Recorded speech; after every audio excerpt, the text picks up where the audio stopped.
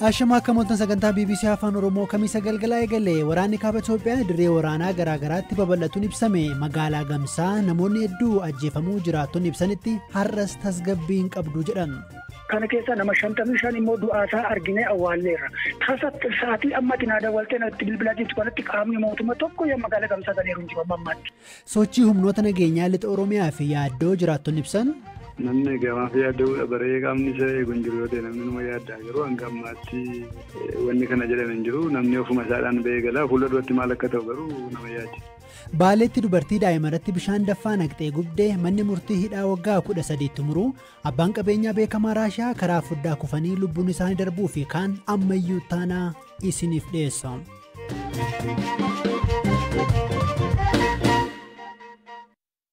Waraanni kaaba Itoophiyaa irra deebiin erga eegalee torban tokko booda dirree waraanaa garaagaraatti babal'ataa jira. Humnoonni TPLF waraanni Itoophiyaa Eertiraatti ce'uun Eertiraa waliin lola nutti banane jechuun himataniiru. Dhimma kana irratti mootummaan Itoophiyaas ta'e Eertiraa waan jedhan hin qaban. Mootummaan ibsarra baaseen TPLF lola meese jechuun haleellaa kana ofirraa qolachuun dirqama mootummaa fi uummata Itoophiyaati jedhe. TPLF waqtii qonnaa haleellaa banuun uummata Tigraay beelaan adabaa jira jechuun himateera. Waraanni dhaabatee mariin akka eegalu waamichi taasifamuu itti fufeera. Hirphaa gammachuu.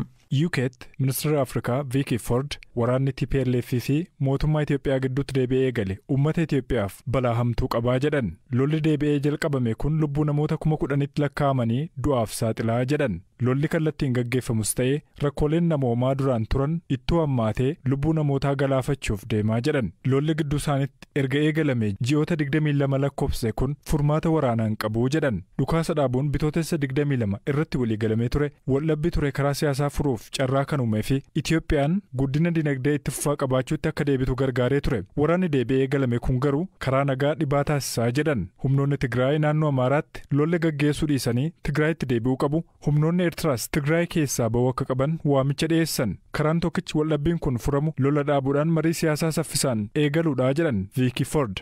Bifuma wal fakkaatuun ministeera Haajaa Ameerikaa Anthony Blinken mootummaa fi TPLF atattamaan waraana dhaabanii nageenya waraa fiduudhaaf tattaaffii isaanii akka dabalan gaafataniin waraanichi itti fufuun lubbuu namaarraan balaan inni geessisu nu yaaddessaa jiras jedhaniiru. Kun haala kanaan utoo jiru waraanni mootummaa Itoophiyaa fi Eertiraa kaaba lixa Tigraayin aleellaa guddaa kamisa ganama eegalanii jechuun TPLF himateera. Dubbi himaan TPLF Geetaachoo Raddaa odeeffannoo Tiwutara gubbaatti qoodaniin kaaba lixa Tigraay bakka Adiyaaboo jedhamutti humnoonni mootummaa Itoophiyaa Eertiraa kallattii afuriin aleellaa guddaa bananii jedhan. Aleellaa haaraa gama kaaba lixa Tigraayin ka'es ta'ee hirmaannaa waraana Tigraay irratti mootummaan Itoophiyaa ammatti wanta dubbate hin qabu. Mootummaa Eertiraa irraas himata irratti dhiyaatu ilaalchisee wanti jedhame hin jiru. Haa ta'u malee mootummaan Itoophiyaa ibsa roobii baaseen adda bilisa baasaa uummata Tigraay kallattii daangaa Sudaan irraan dabalatee kallattii garaagaraatiin waraana babal'isaa jira jechuun himateera.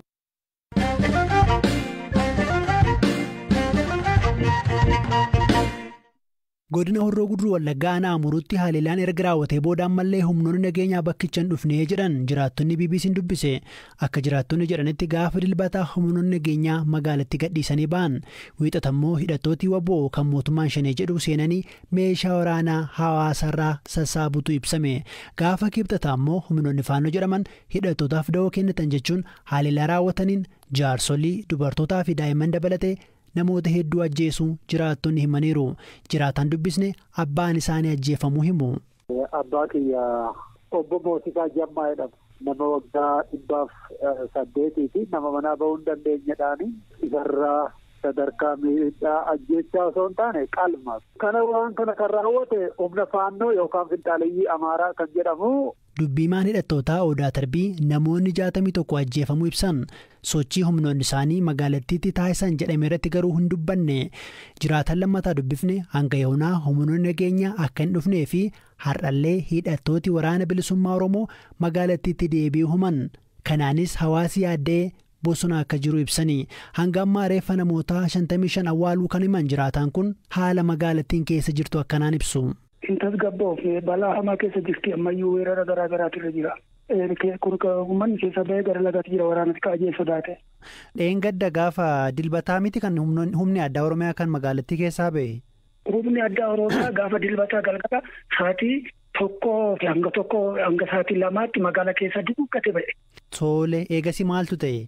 Dhagaan isma dhugaa isaa san sitti himan yaani kun takamaa kun takamu jedhanii sitti himan dhugaa jiru sitti himaa bulee isaan ba'anii bulanii jennaan ganama dhukaasuma dhageenye. Dhukaasa dhageenye barii yoo riba kaanu marfamneerra. Marfamnee makaanu immoo walisa wallaalle yoo makaanu immoo nuti humna adda bilisummaa Oromootii jedhanii walgahii uummata walitti qabanii amma sana booddee qaamni edda addanaa ka'ee biyya kana bushaa jedhee nutti daawwalee isatiin waamennaan dhufnee nu jedhani.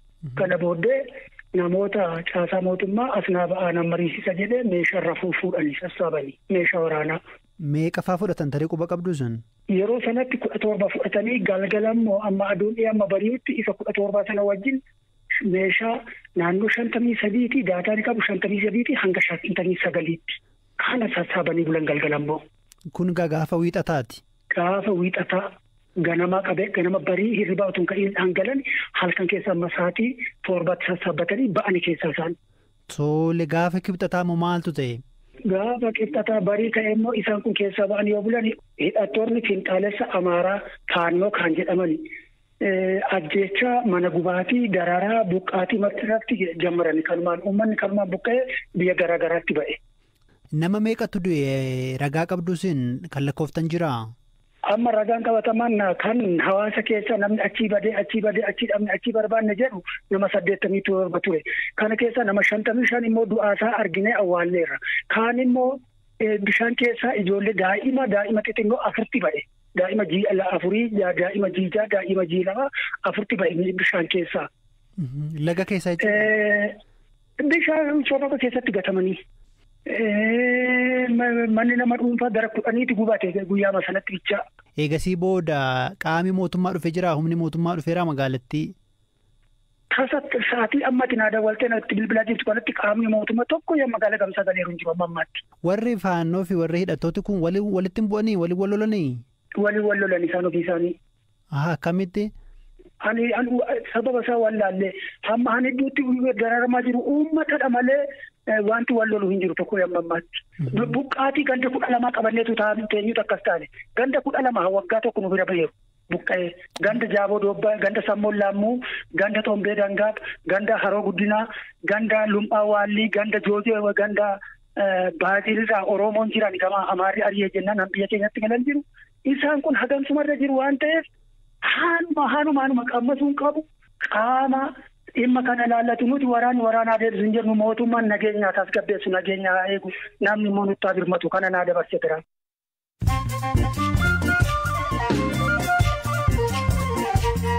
Amma immoo oduuwwan gaggabaabaan isinitti barattoota Eertiraa baranaa kutaa 8ffaa qoraman keessaa harki walakkaan kufuu isaanii hoogganaan eejensii qormaata miidiyaa biyyattii himan. Eejensiin qormaataa sababa barattoonni kufaniif ifatti ibsuu baatullee qabxiin barattoonni ittiin darban dhibbantaa 40 gara 45tti guddachuun ibsameera. Hoogganaan waldaa dhaabbata boba'aa Raashaa Lukoil jedhamu Raavil Maganoof magaalaa Mooskootti foddaa hospitaalarraa kufanii lubbuun isaanii darbu miidiyaalee Raashaa gabaasan. Maanguddoon ganna 67 kun hospitaala keessatti wal'aansarra osoo jiranii foddarraan kufanii miidhamarra ga'een lubbuun isaanii darbuutu gabaafame.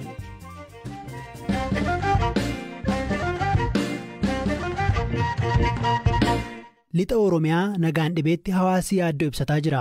Akka jiraattonni BBC'n bakka lamaa dubbise jedhanitti bakka isaan jiraatanitti raayyaan ittisa biyyaatiif bana gadhiiseera. Bakka isaanii humni addaa Oromiyaa bakka buufamaa jiraachuu dubbatan. Bakka kaan immoo humna nageenyaa malee akka jiran kan ibsan jiru. Jiraataan godina Qeellam Wallaggaa magaalaa Gidaamii BBC'n dubbise raayyaan ittisa biyyaa aanichaa jalqaba torban kanaa ba'uu himan. Galaanaa Balaayitu dubbise. Guyyaa kaleessaa qaamni mootummaadhaa gadhiisee ba'e ergasii magaalaan Gidaamii qullaa isaa jira. Qaamni kamiyyuu hin jiru. Raayyaa ittisa biyyaa ture. Guyyaa kaleessaa guutummaa guutuutti gadhiisee ba'e. Guyyaa kaleessaa immoo hundumtuu poolisiin, milishaan, kaabineen hundumtuu guyyaa kaleessaa ba'e. Uummanni wanta quba qabu tokkollee hin qabu. Uummanni deemuma isaanii argee isaan ba'u hordofee gara keenya wanni jiru tokkollee hin jiru. Guyyaa kaleessaa sa'aatuma isaan ba'anitti qeerroon magaalaa galee ture. Wanti kan biraa wanni ta'e hin jiru garuu isaanis magaalaa magaanii sa'aatima sana ba'anii. Namni yaaddoo keessa jira hareen nageenyi sochiin hawaasaa idileen akkam jira? Namni gamaaf yaadda'uudha baree qaamni isa eegu hin jiru yoo ta'e namni numa yaaddaa garuu hanga ammaatti wanni kana jedhan hin jiru namni ofuma isaadhaan ba'ee galaa fuula duratti maal akka ta'u garuu nama yaachisaan kana jechuun nama rakkisatti tilmaamuudhaaf hin ulfaatu. Sudaan kibbaa kan daangeessitu Gidaamitti Hidhattooti jalqaba waggaa kana to'achuun namoonni hedduu achi buuteen isaanii dhabamuu ibsamee ture. Gama kaaniin jiraataan Gullisoodhaa dubbifne tibbana dhukaasii hidhattootaa fi humnoota nageenya mootummaa gidduu akka ture himan. Gaddaa kaasee xinnoo naannoon gaarummaan qabu. Edammoo magaalaa sa'aatii 11 walakkaa booda naannoo magaalaa maarsamee dhukaasii dhukaa ture Gullisoo. Amma sa'a 1 walakkaatti dhukaasii sa'a 1 walakkaa kan ta'u dhukaa ture. Kanaa booda dhukkaanis roobaa ture. Haalli akka jiru kana fakkaata wanti amma danda'ametti humna xiqqaa ture humna xiqqaa kanaan immoo akka hin galle godhameera fakkaata. Namni rukutame hin jiru qaama hidhate keessaati nama rifeensi isaa dhedheeraa tokko rukutamee waan akka du'eeti balbala karaarra jira. Wanni biraan hin jiru. Amma garuu homaan jiru namni nagaadha gara mana baaburaa fa'aa kana deemee namni gaachii fa'aatti deemaa jira bakkee amma yaa'uu jalqabeera namni. Dhimma sochii mootummaa federaalaa irratti mootummaa waan jedhe hin qabu. Sochiin jiraatus ifatti hin mirkaneessine. Ta'us garuu qaawwa kanatti fayyadamuun hidhattoota Oromiyaa keessaa magaalota seenuuf yaaluu jiraattonni himu. Taateen kun waraanni kaaba Itoophiyaatti akka haaraatti ka'uusaa waliin walirra bu'eera. Oromiyaa keessa michuu TPLF kan ta'an hidhattooti waraana bilisummaa Oromoo waggoota muraasa darbaniif mootummaa lolaa jiru. Dhimma kanarratti yaada mootummaa argachuuf yaaliin taasifne hin milkoofne.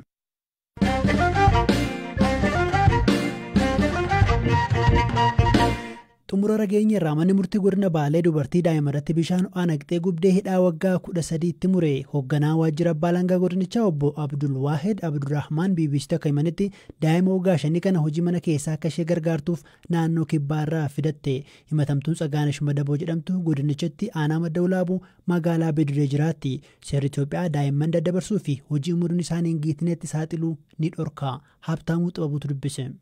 Gaafa guyyaa 8 2014 halkan keessaa naannoo sa'aatii 4 walakkaatti yoo ta'u bishaan danfaa qaama mucattii kanarratti dhangalaasuun miila lamaan harka lamaan dugda ishee fi bakkoota adda addaa ibiddaan gubuudhaan miidhaa cimaa irraan dhaqqabsiiftee mucattiin yaalamaa turte. Eegas yeroon gara waajjira abbaa alangaa sadarkaan jirutti yeroo dhiyaatee galmeen qulqullaa'aa ture. Godina Baalees gaafa guyyaa 2014 himata hundeesse.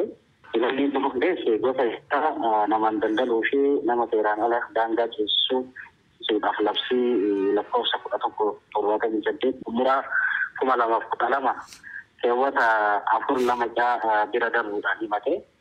Bu'uura kanaatiin mana murtii irratti ragaan abbaa alangaa erga dhagahee himatamtiin ofirraa ittistee booda hidhaa ittuma waggaa 13 fi qarshii 50,000tiin akka adabamtu ta'ee jira. Mee shakkamtuun daa'ima tana naannoo kibbaatti gara aanaa madda walaabuutti fidde hoo to'annoo jala oolteerti moo? Isiin barbaadamaa jirti. Bakka wayii si geessa mucattiin akka dubbattutti iddoo wayii si geessa kootu baajaaji isheen jetteeni fiddee gara godina Baalee fiddeeni sun qorannaa irra jira hordofamaa jira. Amma yakki namaan daldaluu fi daangaa ceesisuu kun akka godina keenyaatti wanni isaa reetiin isaa jiddu galeessa. Haala lamaan raawwatama. Tokko naannoo yookaan biyyuma keessa kan ceesisan kan sosocheessan yakkoota namaan daldaluuti. Gara Somaaleetiin godina keenya keessatti akkasiin isaa bal'aadha. Hojiin olaantummaa seeraa mirkaneessuullee akkasumatti hojii raawwatamu jira. Wantoonni hawaasaa bal'aa kan gaafatudha. Bal'inaan jira yakkichi. Speeshaalii kan biyya keessaa kan malee kan gara biyya alaa ceesisuu irratti yakkiin jira. Aktaroota baay'eetu jira. As keessatti daldaltoonni namoonni namaan daldalan hin jiru. Walitti fuudhinsaan hojii hojjetamutu jira. Sagantaa raadiyoo BBC Afaan Oromoo Kamiisa galgalaa caqasaa jirtu lafeen daayinosarii Afrikaa umurii dheeraa Zimbaabuweetti argame. Daayinosarii meetira 1 dheeratu kun Afrikaatti isa umurii dheeraa qabu jedhameera. Sagantaan keenya xumuramee kan siniif dhiyeesse ammayyuu taanaadha. Kan qopheesse Hirphaa Gammachuudha. Boroo walitti deebinaa odeeffannoo dabalataaf gara marsariitii fi fuula feesbuukii keenyaa mil'achuu dandeessu. Halkan gaarii.